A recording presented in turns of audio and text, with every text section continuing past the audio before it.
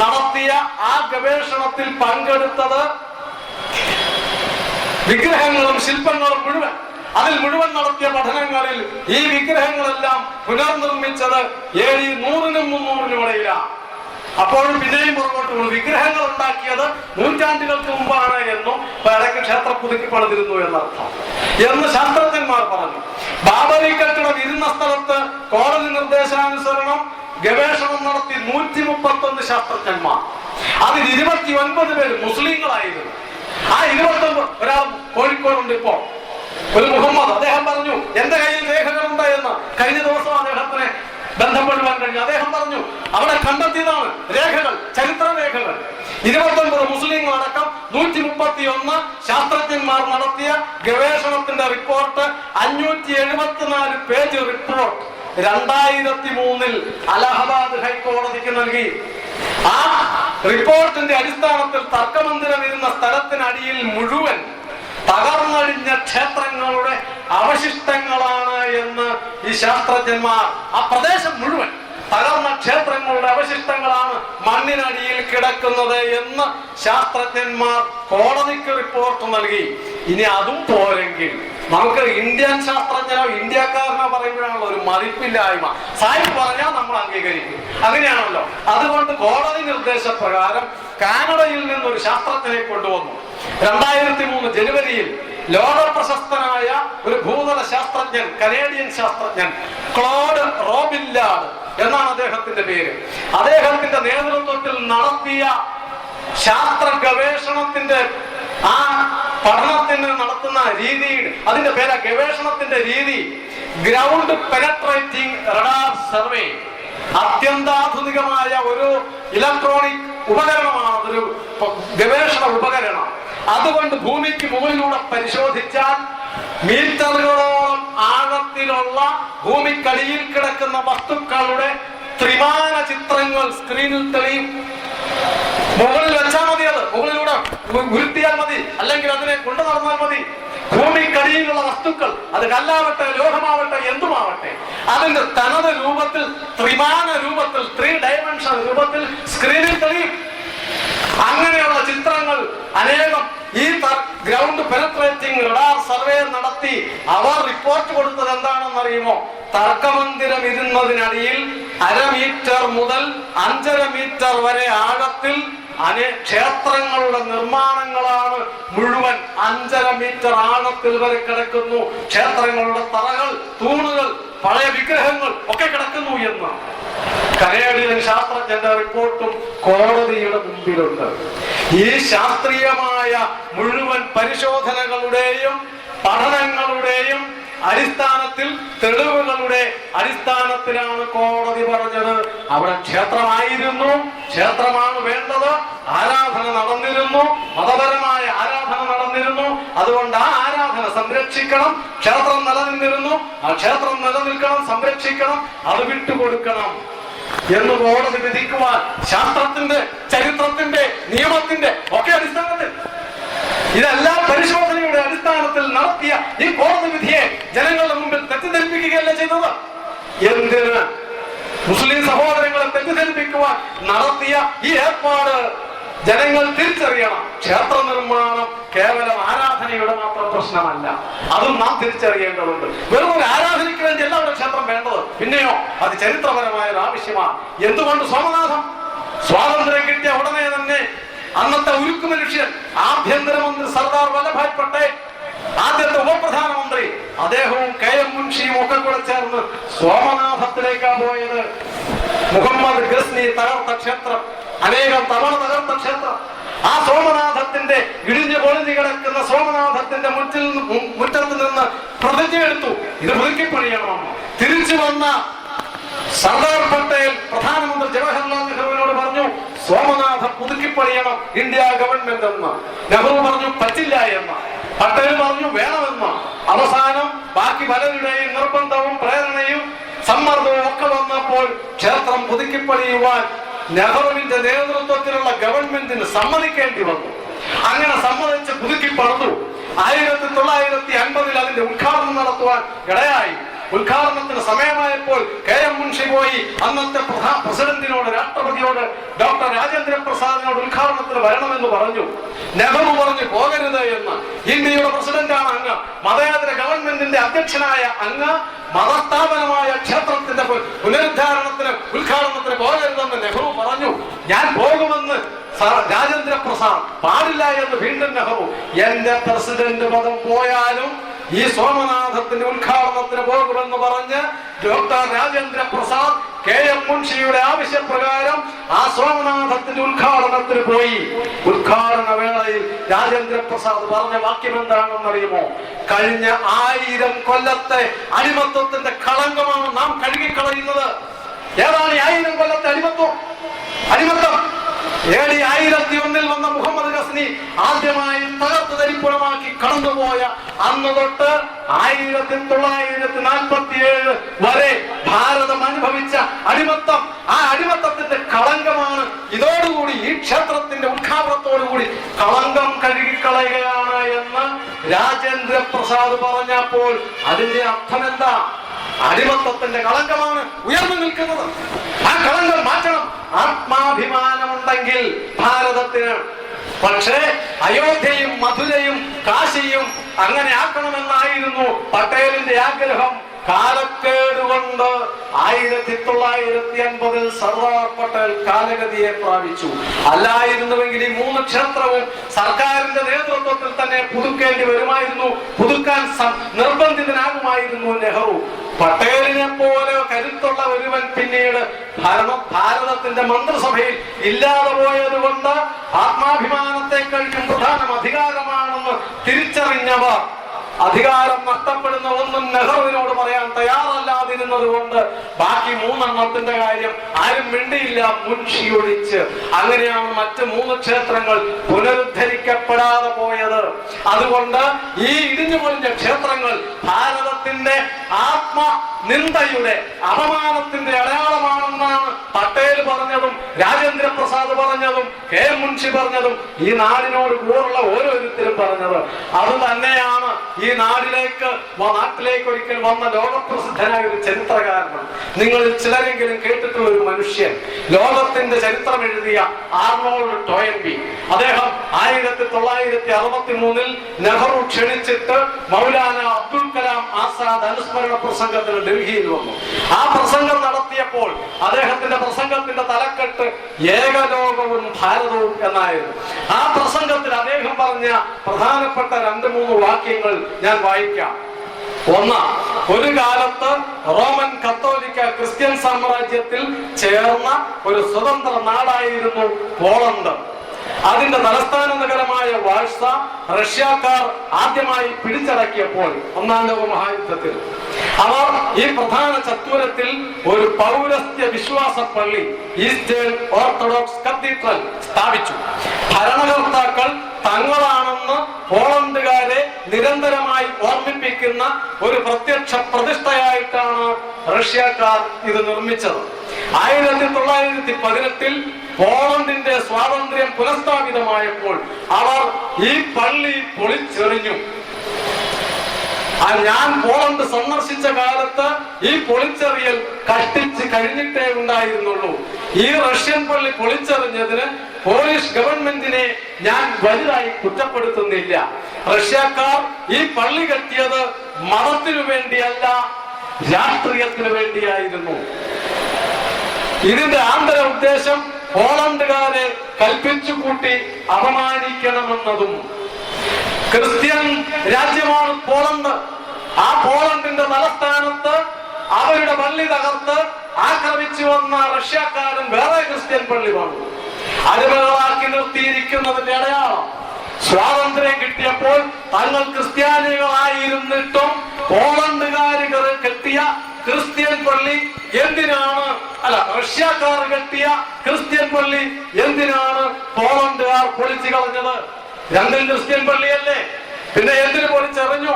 പൊളിച്ചെറിയുന്നതിന്റെ കാരണം അല്പം ആത്മാഭിമാനം അവർക്കുണ്ടായിരുന്നു. ആർണോൾഡ് ടോയൻബി പറഞ്ഞത് ഇത് മതത്തിനു വേണ്ടിയല്ല റഷ്യക്കാർ ഈ പള്ളി കെട്ടിയത്, നിങ്ങൾ ഞങ്ങളുടെ അടിമകളാണെന്ന് ബോധ്യപ്പെടുത്തുവാൻ. അതുകൊണ്ട് ആ അടിമത്വത്തിന്റെ ചിഹ്നമാണ് പോളണ്ടുകാർ പൊളിച്ചെറിഞ്ഞത്. അദ്ദേഹം പിന്നീട് പറയുന്ന വാക്യം ഇന്ത്യക്കാരോടാണ്. ഔറംഗസീബ് ഈ 3 പള്ളികളും, അതായത് കാശിയിലെ 2 മധുരയിലെ ശ്രീകൃഷ്ണ ക്ഷേത്രം തകർത്ത പള്ളിയും ഈ 3 പള്ളികളും കെട്ടിയതിന്റെ ഉദ്ദേശം തന്റെ രാഷ്ട്രീയ വിരോധികളെ കൽപ്പിച്ചു കൂട്ടി അപമാനിക്കുന്നതിന് വേണ്ടി അത്രേ. വാഴ്സ നഗരത്തിന്റെ മധ്യഭാഗത്ത് വിശ്വാസപ്പള്ളി കെട്ടുന്നതിന് റഷ്യക്കാർക്കുണ്ടായിരുന്ന അതേ ഉദ്ദേശം ഹിന്ദു മതത്തിന് ഏറ്റവും അഭിവന്ദ്യമായ സ്ഥലങ്ങളിൽ പോലും മുസ്ലിം ഗവൺമെന്റ് അധികാരത്തോടെ ഭരിക്കുന്നുവെന്ന് ചൂണ്ടിക്കാണിക്കുകയായിരുന്നു ഈ 3 പള്ളികളുടെയും ഉദ്ദേശം എന്ന് ടോയൻബിയ പറയുന്നത്.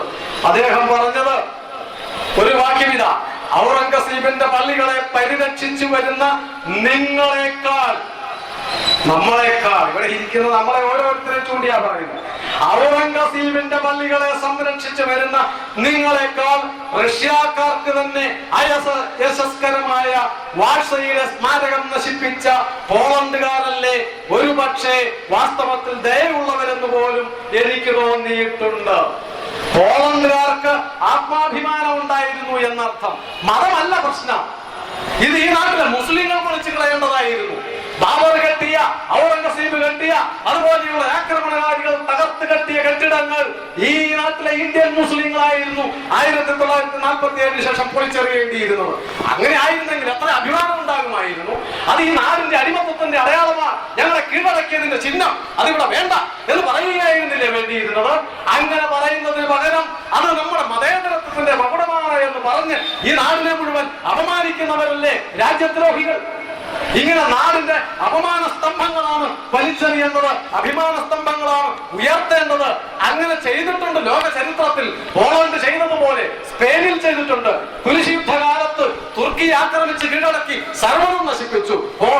സ്പെയിനിലുണ്ടായിരുന്ന ക്രിസ്ത്യൻ പള്ളികൾ മുഴുവൻ തകർത്ത് കളഞ്ഞു. അവിടെ മുഴുവൻ മുസ്ലിം സ്ഥാപനങ്ങൾ കെട്ടി.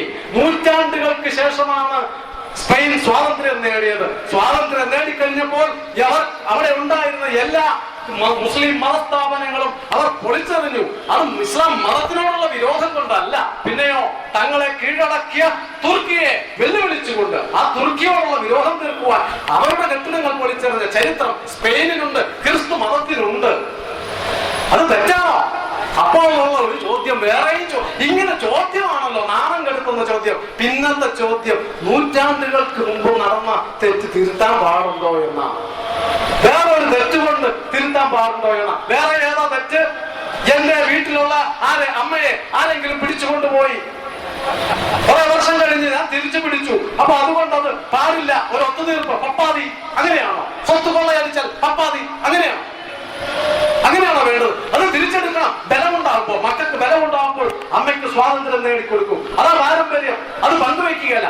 എത്ര കാലം കഴിഞ്ഞാലും അതാണ് ആണവത്തിന്റെ ലക്ഷണം, അതാണ് പൗരബോധത്തിന്റെ ലക്ഷണം. അവരോട് ഒരു കാര്യമേ ചോദിക്കാനുള്ളൂ. അങ്ങനെയാണെങ്കിൽ 2 നൂറ്റാണ്ടുകാലം ഭരിച്ചല്ലോ ബ്രിട്ടീഷുകാർ, ഏതായാലും ഇത്രയും കാലം ഭരിച്ചു, ഇനി അവരങ്ങ് ആയിക്കോട്ടെ എന്ന് വെച്ചാൽ പോരായിരുന്നോ? എന്തിനാ ഈ ആയിരക്കണക്കിന് ആൾക്കാർ സമരം നടത്തിയത്? എന്തിനാ 10,000-കണക്കിന് ആൾക്കാർ ജീവൻ ബലി കൊടുത്തത്? മഹാത്മാഗാന്ധി വിഡ്ഢിയായിരുന്നോ? സ്വാതന്ത്ര്യ സമര സേനാനികൾ വിഡ്ഢികളായിരുന്നോ? 2 നൂറ്റാണ്ട് സമരം നടത്തിയത് എന്തിനാണ്? ബ്രിട്ടീഷുകാരെ തന്നെ ഏൽപ്പിച്ചാൽ പോലും. അങ്ങനെ ഏൽപ്പിച്ചു. 47 സ്വാതന്ത്ര്യം കിട്ടിയപ്പോഴും പരമാധികാരിയായിട്ട് ഗവർണർ ജനറലായിട്ട് വെച്ചത് ബ്രിട്ടീഷുകാർക്ക് തന്നെയാണ്. അത് നമ്മുടെ ഒരു ഗതികേട്. നൂറ്റാണ്ട് എത്ര കഴിയുന്നു എന്നുള്ളതല്ല മാനദണ്ഡം. അപമാനം എത്ര നൂറ്റാണ്ട് കഴിഞ്ഞാലും തിരുത്തപ്പെടേണ്ടത് തന്നെയാണ്. അതായിരുന്നു ഇന്ത്യയിലെ മുസ്ലിങ്ങളും ഈ നാട്ടിലെ എല്ലാവരും ചെയ്യേണ്ടിയിരുന്നത്, കക്ഷി രാഷ്ട്രീയ ഭേദമന്യേ.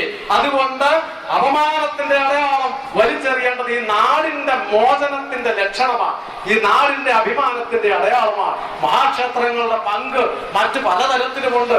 ക്ഷേത്രം ആരാധനയ്ക്ക് മാത്രമല്ല എന്ന് ഞാൻ പറഞ്ഞു. മഹാത്മാഗാന്ധി പറഞ്ഞു, ഹിന്ദു സ്വരാജ് എന്ന് പറയുന്ന അദ്ദേഹത്തിന്റെ ഗ്രന്ഥത്തിൽ പറഞ്ഞ ഒരു വാക്യം മഹാക്ഷേത്രങ്ങളുടെ പ്രാധാന്യം ഇന്ത്യക്ക് എത്രമാത്രമുണ്ട് എന്ന്. അദ്ദേഹം പറഞ്ഞു, നാം ഒരു രാഷ്ട്രമാണെന്ന് പറയുമ്പോൾ നമുക്കിടയിൽ ഭിന്നതയൊന്നും ഇല്ലായിരുന്നു എന്നർത്ഥമില്ല. എന്നാൽ ഭാരതത്തിലെ മഹാപുരുഷന്മാർ കാൽനടയായോ കളവണ്ടിയിലോ രാജ്യം മുഴുവൻ സഞ്ചരിച്ചിട്ടുണ്ട്. അവർ പരസ്പരം ഭാഷകൾ പഠിച്ചു. അവർക്കിടയിൽ അകൽച്ചയില്ലായിരുന്നു. തെക്ക് രാമേശ്വരത്ത് സേതുബന്ധനം നടത്തിയ നമ്മുടെ പൂർവികരുടെ ഉന്നം എന്തായിരുന്നു? കിഴക്ക് ജഗന്നാഥം, വടക്ക് ഹരിദ്വാരം തുടങ്ങിയ പുണ്യകേന്ദ്രങ്ങൾ അവർ സൃഷ്ടിച്ചു. ദൈവത്തെ പൂജിക്കലാണ് ലക്ഷ്യമെങ്കിൽ അത് വീട്ടിൽ വെച്ചും ആകാമായിരുന്നു എന്ന് അവർക്കറിയാമായിരുന്നു. ആരാ സ്ഥാപിച്ചത് എന്നർത്ഥം. ആരാധനയാണെങ്കിൽ അത് വീട്ടിൽ വെച്ചാകാമെന്ന് നമ്മുടെ പൂർവികന്മാർക്ക് അറിയാമായിരുന്നു. രാഷ്ട്രത്തിന്റെ നാനാഭാഗങ്ങളിലും അവർ തീർത്ഥാടന കേന്ദ്രങ്ങൾ ഉണ്ടാക്കി. ലോകത്തിൽ മറ്റൊരിടത്തും കാണാത്ത മട്ടിലുള്ള ഒരു ദേശീയ ബോധം അവർ ജനങ്ങളിൽ ജ്വലിപ്പിച്ചു. രണ്ട് ഇംഗ്ലീഷുകാർ തമ്മിലുള്ള ഐക്യം പോലെയല്ല നാം രണ്ട് ഭാരതീയർ തമ്മിലുള്ള ഒരുമ. പരിഷ്കൃതരും മാന്യരുമെന്ന് സ്വയം കരുതുന്ന എന്നെയും നിങ്ങളെയും പോലുള്ളവരാണ് ഇന്ത്യ പല രാഷ്ട്രമാണെന്ന് കരുതുന്നത് എന്ന് ഗാന്ധിജിയാണ് പറഞ്ഞത്. മഹാക്ഷേത്രങ്ങൾ സ്ഥാപിച്ചത് ഇന്ത്യയുടെ ഐക്യം കാത്തു സൂക്ഷിക്കുവാൻ, ഭാരതത്തിന്റെ അഖണ്ഡത നിലനിർത്തുവാൻ, പ്രാചീനമായ കാലം തൊട്ട് ഭാരതത്തെ ഏകീകരിപ്പിച്ച് നിർത്തുവാൻ തീർത്ഥാടനങ്ങളും മഹാക്ഷേത്രങ്ങളും ഉണ്ടാക്കിയത് ഭാരതത്തിന്റെ പൂർവികന്മാർ ബുദ്ധിപൂർവ്വം ചെയ്തതാണ്. അതിനാണ് മഹാക്ഷേത്രങ്ങൾ സ്ഥാപിച്ചത്, വെറും ആരാധനയ്ക്ക് മാത്രമല്ല എന്ന് ഗാന്ധിജി വിവേകാനന്ദ സ്വാമികളും പറഞ്ഞു. മഹാക്ഷേത്രങ്ങളെ നോക്കുക, ആയിരക്കണക്കിന് വർഷങ്ങളുടെ ചരിത്രം, നിങ്ങൾക്ക് ഗ്രന്ഥങ്ങളിൽ നിന്ന് കിട്ടാത്ത ചരിത്രം മഹാക്ഷേത്രങ്ങളിൽ നിന്ന് നിങ്ങൾക്ക് കിട്ടും.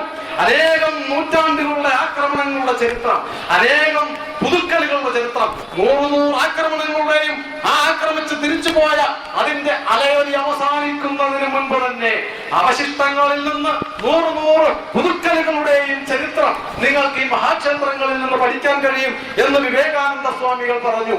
മഹാക്ഷേത്രം, അയോധ്യ പോലെയുള്ള മഹാക്ഷേത്രങ്ങൾ ഉണ്ടാക്കുന്നത് ഭാരതത്തിന്റെ ഏകീകരണത്തിന് വേണ്ടിയിട്ടാണ് എന്നർത്ഥം. ആ ഏകീകരണം രാമൻ ഏകീകരണത്തിന്റെ ശക്തിയാണ്. അതുകൊണ്ടാണ് രാമനും രാമസങ്കല്പവും ക്ഷേത്രവും നിലനിൽക്കണമെന്ന് പറഞ്ഞത്. ഭാരതത്തിനെ ഏകീകരിക്കുവാൻ രാമനെ പോലെ മറ്റൊരു ശക്തിയുണ്ടോ? ഭാരതത്തിനെ ഒന്നിപ്പിക്കുവാൻ ഭാരതത്തിന്റെ എവിടെയാ രാമന്റെ അടയാളമില്ലാത്തത്? ഭാരതത്തിൽ എവിടെ പോയാലും ഇവിടെയാ രാമൻ ഇരുന്നത്, ഇവിടെയാ സീത വിശ്രമിച്ചത്, ഇവിടെയാ ലവകുശന്മാർ സഞ്ചരിച്ചത്, കളിച്ചു വളർന്നത്. എല്ലായിടത്തും രാമന്റെ അടയാളമല്ലേ? ഓരോ നാട്ടിലെ ഭാരതീയരും വിശ്വസിക്കുന്നു ഇവിടെ രാമൻ വന്നു എന്ന്. അതല്ലേ ആയിരക്കണക്കിന് വർഷങ്ങളായി. കേരളത്തിൽ അങ്ങനെയില്ലേ? തിരുവനന്തപുരത്ത് നിന്ന് നിങ്ങൾ വടക്കോട്ട് സഞ്ചരിക്കുക, ചടയമംഗലം ഒരു സ്ഥലമാണ്. ഏതാണ് ഈ ചടയമംഗലം? ജടായു മംഗലം. അതാണ് സീതയെ കൊണ്ട് രാവണൻ പോയപ്പോൾ എതിരിട്ട് ചറകറ്റ് വീണ സ്ഥലം, ജടായു വീണ സ്ഥലം. അതാണ് ജടായു മംഗലം, പിന്നീട് ചടയമംഗലമായത്. അതിന് അവിടെ നിന്ന് വീണ്ടും വടക്കോട്ട് പോന്നാൽ ശബരിമല, ശബരി ആശ്രമം, അത് കേരളത്തിലല്ലേ? വീണ്ടും വടക്കോട്ട് പോയാൽ, വയനാട്ടിൽ പോയാൽ, കേരളത്തിൽ എല്ലായിടത്തും ഉണ്ട്. വയനാട്ടിൽ അനേകം സ്ഥലങ്ങൾ. പുൽപ്പള്ളിയിൽ എത്തുന്നതിന് മുൻപ് ഒരു സ്ഥലം ആശ്രമം കൊല്ലി. ഏതാണ് ഈ ആശ്രമം? വാൽമീകി ആശ്രമം. ഇപ്പോഴും അവിടെ വിളക്ക് കത്തിക്കുന്നുണ്ട്. വാൽമീകിയുടെ ആശ്രമത്തിൽ ഞാൻ കണ്ടിട്ടുണ്ട് അവിടെ വാൽമീകി ആശ്രമം. അതിനപ്പുറത്തേക്ക് പോയെന്നാൽ സീതാ ലവകുശ ക്ഷേത്രം, പുൽപ്പള്ളി പട്ടണത്തിന്റെ നടുക്ക്. സീത മക്കളെയും കൊണ്ട് വളർന്നത് വാൽമീകിയുടെ ആശ്രമത്തിൽ. അവർക്ക് വേണ്ടി ക്ഷേത്രം കെട്ടിയിരിക്കുന്നു വയനാട്ടിൽ പുൽപ്പള്ളിയിൽ. ആ അമ്പലത്തിന്റെ തൊട്ടുനാണ് ജടയറ്റുകാവ്. ഏതാണ് ജട അറ്റുകാവ് എന്ന് പറയാൻ കാരണം, അവസാനം സീത ഭൂമിക്കടിയിലേക്ക് പോകുന്ന സന്ദർഭത്തിൽ ഭർത്താവായ രാമൻ, ഭരണാധികാരിയായ രാമനല്ല, ഭർത്താവായ രാമൻ, കാമുകനായ രാമൻ, അച്ഛനായ രാമൻ ഭാര്യയെ കയറി പിടിച്ചു. കിട്ടിയത് മുടിയിൽ. അത് വലിച്ചെറിഞ്ഞപ്പോൾ വീണ സ്ഥലം ജട അറ്റ് വീണ സ്ഥലം. അതാണ് ജടയറ്റുകാവ് എന്ന് അവർ വിശ്വസിക്കുന്നു. ഉള്ളതാണെങ്കിലും ഇല്ലാത്തതാണെങ്കിലും ഭാരതത്തിന്റെ മുക്കിലും മൂലയിലും രാമന്റെ സങ്കല്പം അലയടിക്കുകയാണ്. രാമൻ നായർ, രാമൻ ആശാരി, രാമൻ തണ്ടാൻ, രാമൻ നമ്പൂതിരി, രാമൻ ചോവോൻ, ഓരോന്നിലും രാമനല്ലേ? രാമസിംഹൻ, രാമപ്പ, രാമ അണ്ണ, രാം സിംഹൻ. വാലേ മാറുന്നുള്ളൂ, പേര് മാറുന്നില്ല. എല്ലായിടത്തും രാമനാണ് എന്നർത്ഥം. ഭാരതം മുഴുവൻ നിറഞ്ഞു നിൽക്കുന്ന ഈ രാമസങ്കല്പം അയോധ്യയിലെ മുസ്ലിങ്ങൾ, അയോധ്യയിലെ രാമക്ഷേത്രവുമായി അവിടുത്തെ മുസ്ലിങ്ങൾക്ക് മറ്റ് ഒരു ബന്ധവുമില്ല. ക്ഷേത്രവുമായിട്ടാണ് അവർക്ക് ബന്ധമുണ്ടാവേണ്ടത്. രാമൻ നിറഞ്ഞു നിൽക്കുന്നു ഭാരതം മുഴുവൻ. രാമസങ്കല്പം നിറഞ്ഞു നിൽക്കുന്നു. ആ സങ്കല്പത്തിനെ അല്ലേ വില വയ്ക്കേണ്ടത്? അവിടെ മുസ്ലിങ്ങൾക്ക് ഒരു ബന്ധവുമില്ല എന്നറിയാവുന്നതല്ലേ? പിന്നെ എന്തിനൊരു രാഷ്ട്രീയ വിഷയമാക്കി മാറ്റി ഈ നാട്ടിലെ ജനങ്ങളെ തമ്മിൽ തല്ലിക്കുന്നു? അതുകൊണ്ട് അവസാനമായി എനിക്കൊരൊറ്റ അഭ്യർത്ഥനയെ ഈ നാട്ടിലെ എല്ലാവരോടുമായിട്ടുള്ളൂ, വിശേഷിച്ച് മുസ്ലിങ്ങളോട്, ഇന്ത്യയിലെ മുസ്ലിങ്ങളോടും അഭ്യർത്ഥിക്കുവാനുള്ളത്. 85 കോടി ജനങ്ങളുടെ വികാരമാണ് രാമൻ. ആ ഹിന്ദുവിന്റെ വികാരത്തിന് ഒരു വിലയെങ്കിലും കൽപ്പിക്കണ്ടേ? ഭാരതത്തിലെ കോടാനുകോടി ഹിന്ദുക്കൾ അനേകായിരം വർഷങ്ങളായി വിശ്വസിച്ചു വരുന്ന വിശ്വാസത്തിന് വില കൽപ്പിക്കണ്ടേ? അവരുടെ വിശ്വാസത്തിന് ഒരു വിലയുമില്ലേ? ഈ കോടിക്കണക്കിന് ഹിന്ദുവിന്റെ വികാരത്തിന് ഒരു വിലയുമില്ലേ? ആ വികാരത്തിനെ മാനിച്ചുകൊണ്ട്, ആ വിശ്വാസത്തിനെ അംഗീകരിച്ചുകൊണ്ട്, ഈ ചരിത്രത്തിനെ അംഗീകരിച്ചുകൊണ്ട്, ഈ ശാസ്ത്രത്തിനെ വിശ്വസിച്ചുകൊണ്ട് നമ്മുടെ മുഴുവൻ ഭാരതത്തിന്റെ നന്മയ്ക്ക് വേണ്ടി, ഈ നാടിന്റെ പുരോഗതിക്ക് വേണ്ടി, ഈ നാടിന്റെ ചരിത്രപരമായ നിലനിൽപ്പിന് വേണ്ടി വ്യക്തിയായ രാമനെയും ആ രാമന്റെ ക്ഷേത്രമായ അയോധ്യയിലെ രാമക്ഷേത്രത്തെയും പുനർനിർമ്മിക്കുവാൻ ഈ നാട്ടിലെ 115 കോടി ജനതകളും അതിൽ 15 കോടിയിലധികം വരുന്ന മുസ്ലിങ്ങൾ അടക്കം നമുക്ക് ഒന്നിച്ചു നിന്ന് രാമക്ഷേത്രം പണിയാം. ഈ നാടിന്റെ അഭിമാന സ്തംഭമായി നമുക്ക് ഒന്നിച്ചു നിന്ന് രാമക്ഷേത്രം പണിയാം. ഈ നാടിന്റെ ഐക്യത്തിന്റെ പ്രതീകമായി നമുക്ക് ഒന്നിച്ചു നിന്ന് ഈ മഹാ ചരിത്ര സ്മാരകം നിർമ്മിക്കാം. ഈ നാടിന്റെ ആത്മാഭിമാനത്തിന്റെ അടയാളമായി. അതിനുവേണ്ടി ഈ നാട്ടിലെ സർവരും ഈ കവലന്മാരായ രാഷ്ട്രീയക്കാരുടെ കാവത്വത്തിൽ വീണുപോകാതെ നിങ്ങൾ എല്ലാവരും സഹകരിക്കണമേ എന്ന് പ്രാർത്ഥിച്ചുകൊണ്ട് ഞാൻ അവസാനിപ്പിക്കുന്നു. നമസ്കാരം.